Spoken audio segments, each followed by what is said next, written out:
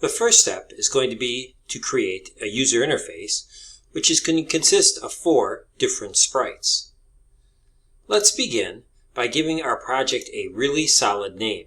I'm going to name this project NumberWizards, but you are welcome to name it something different. If you're using a different theme, if you're using Number Dragons, or you're using Number Wrapper, whatever you want to use, you're welcome to use that as your project name as well.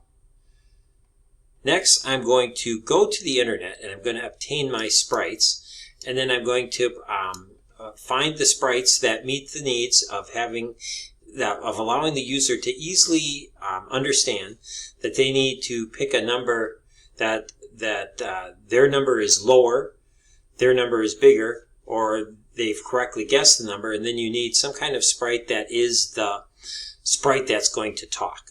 I'll show you the sprites I've picked. If you need a review as to how to get the sprites into the or upload them from the internet, I've provided that more details in the technical specifications. But for the purposes of this, I'm just going to have those already set. Here's the checkbox sprite. I'm going to add another sprite, which is going to be the wizard sprite. I'm going to add a different sprite. I'm just clicking to add new sprite by clicking on this turtle here. I've got my down. I'm going to add another turtle, and I've got my up. What I'm going to do with all these sprites is write the script that sizes them appropriately. So I'm going to size this sprite, for example. So I'm going to set the size to about 30%, and then I'll click, and then and then this one I'm going to set the sprite. I'm not sure how big I want this one. I'm going to guess 50%. There we go. Next sprite, I'm going to guess this sprite is 20%. And again, I'm just going to eyeball it and then make adjustments. I assume you'll probably have to do the same. The changing the size is in the purple looks block. And then this sprite is going to be 20% too. Again, you can, or another way you could have approached this, which probably would have been smarter, is to put in each sprite one at a time and then size it accordingly. But I'm going to have my upper here. I'm going to have my lower here. I'm going to have my checkbox here. I'm going to have my talking sprite here. And again, I could adjust these sizes. Like, I think my wizard should probably be bigger. So I'm going to make that like 60 now. I think these should probably be a little bigger too. So I'm going to say 30.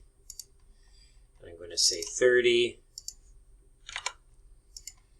This checkbox, for example, I think should be even bigger.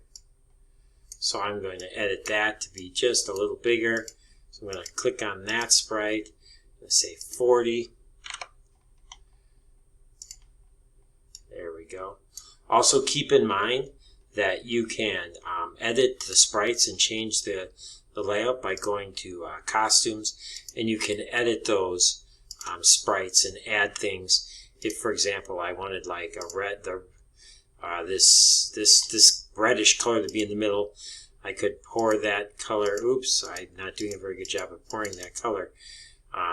Yeah, I could adjust that if I wanted to.